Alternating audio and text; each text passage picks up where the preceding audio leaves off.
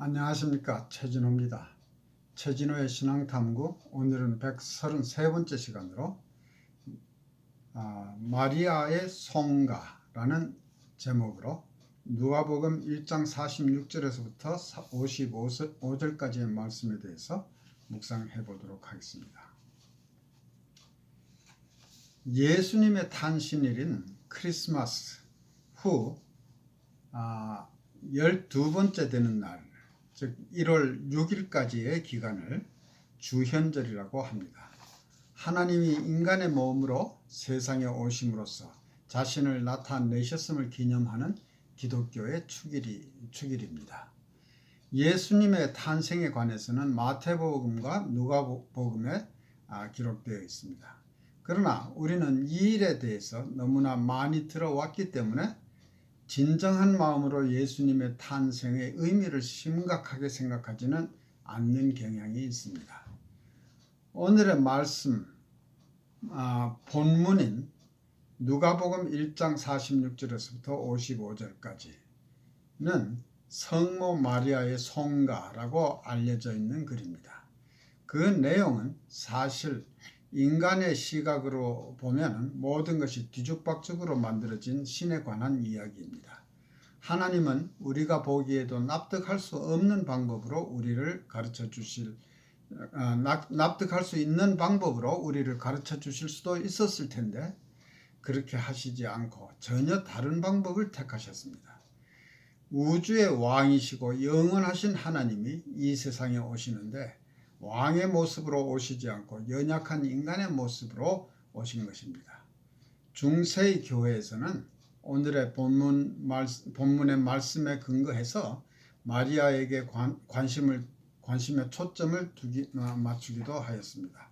마리아는 당시에 요셉과 정혼한 사이였지만 아직 동침하지는 않은 처녀의 몸이었는데 꿈에 천사가 나타나서 알려줌으로써 성령으로 잉태되었음을 알게 되었을 때 얼마나 놀랍고 두려웠을까.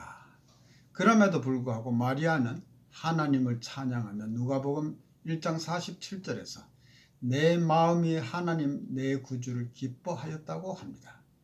이어서 48절에서는 그 기쁨의 이유는 하나님이 계집종의 비천함을 돌아보셨기 때문이라고 하며 보라 이제후로는 만세 나를 복이 있다 일컬으리로다 라고 외치고 있습니다. 마리아 자신은 자기를 높이지는 않았습니다. 단지 하나님을 찬미한 것입니다. 그런데 일부 교회에서 보라 이제후로는 만세 나를 복이 있다 일컬으리로다 라고 한 말에 지나친 의미를 부여해서 마리아를 마치 인간 이상의 존재로 만드는 경향이 있습니다. 마리아는 어디까지나 사람이고 평범한 사람이고 하나님은 피조물인 인간의 몸을 잠시 빌려서 그 독생자를 보내신 것입니다. 그런데 너무 그러한 사람을 너무 신성시하는 것도 성경을 좀 왜곡하는 의미가 있습니다만은 또 그런가 하면 개신교에서는 마리아에 관해서 지나치게 무시하는 반응을 보이기도 하는데 두 경우 다 한쪽으로 치우친 견해라고 생각이 됩니다.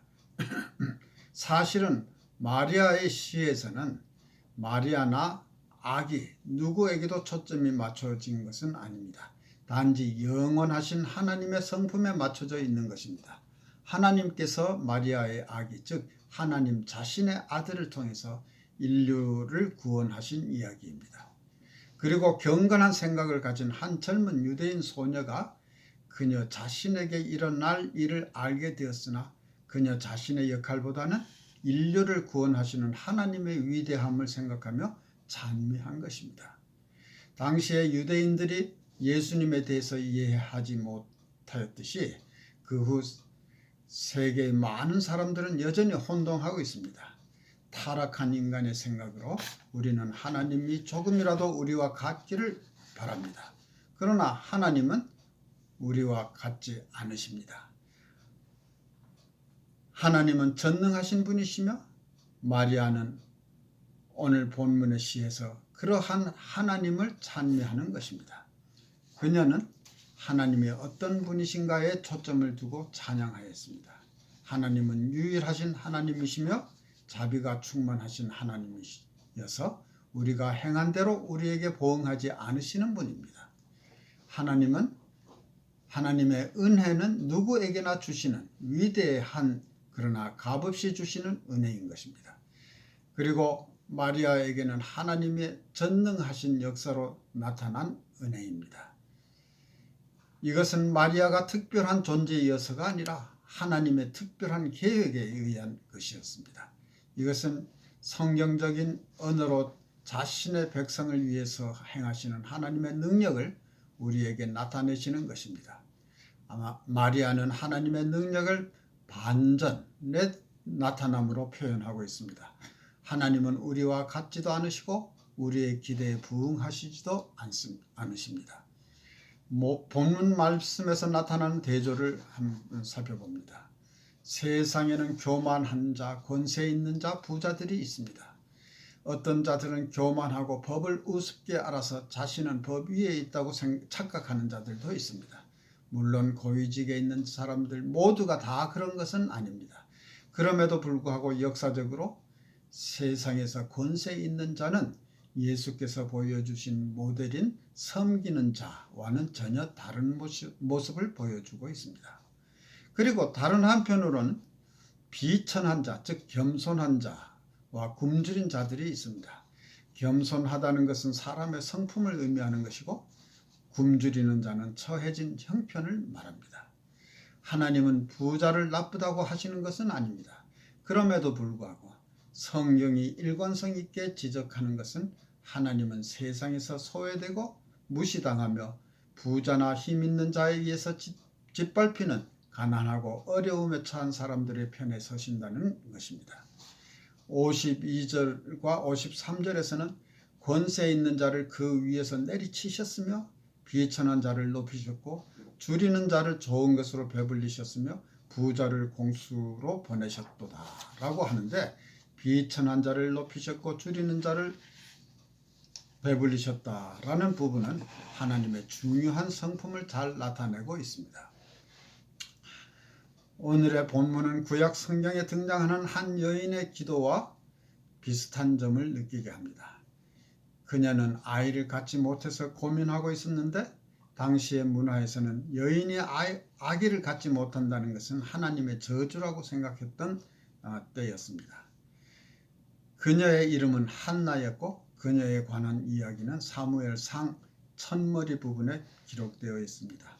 한나는 하나님께 부르짖었고 기도의 응답으로 사무엘을 낳고 평생을 하나님께 봉사하도록 그 아들 사무엘을 하나님께 바칩니다. 오늘의 본문에서 마리아는 아기의 출생을 예상하는 가운데 이 노래를 불렀고 사무엘상 2장 7절과 8절에 기록된 한나의 노래는 아들을 낳은 후에 아들을 주신 하나님께 감사하는 노래입니다. 그녀의 노래는 하나님께서 사람의 방식대로가 아니라 하나님의 방식으로 일하시는 데 대해 찬양하는 노래였습니다.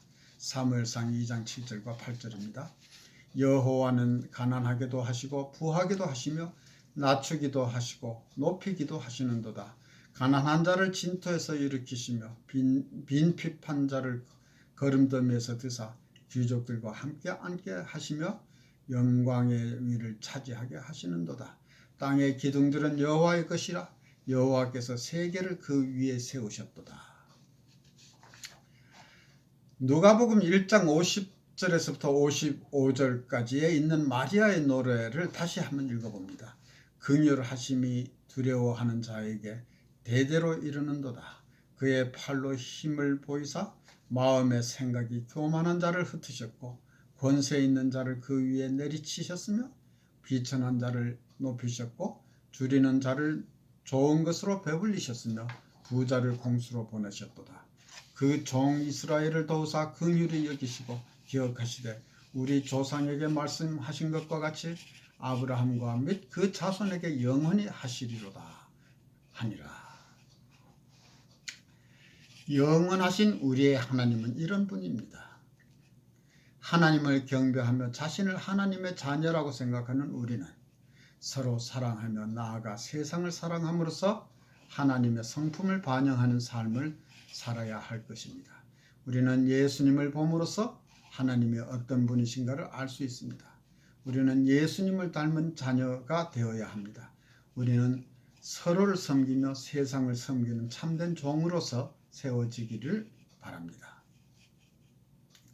매년 연말 연시가 되면 서방 세계에 사는 많은 사람들은 조금은 다른 사람들에게 대한 사랑을 표현하고 조금은 남의 어려움을 돌아보고 조금은 모든 사람들에 대해서 관대해 줍니다.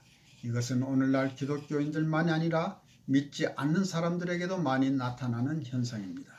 어떤 의미에서는 이 기간 동안만이라도 사람들의 마음을 사랑으로 녹여주는 그리스도의 힘이라고 할 수 있습니다. 그렇지만 우리는 이 기간만이 아니라 항상 이런 마음을 가지고 실천하도록 노력할 필요가 있습니다. 우리가 그의 탄생을 축하하는 바로 그 예수 그리스도를 통해서 자신이 어떤 분이신가를 나타내 보여주신 우리 아버지 하나님을 조금 더 닮아가도록 노력합시다. 우리 모두가 하나님을 닮고 줄이는 자를 좋은 것으로 배불리고 나아가 모든 사람에게 자비를 베푸는 일을 실천할 수 있기를 바랍니다. 아멘. 감사합니다.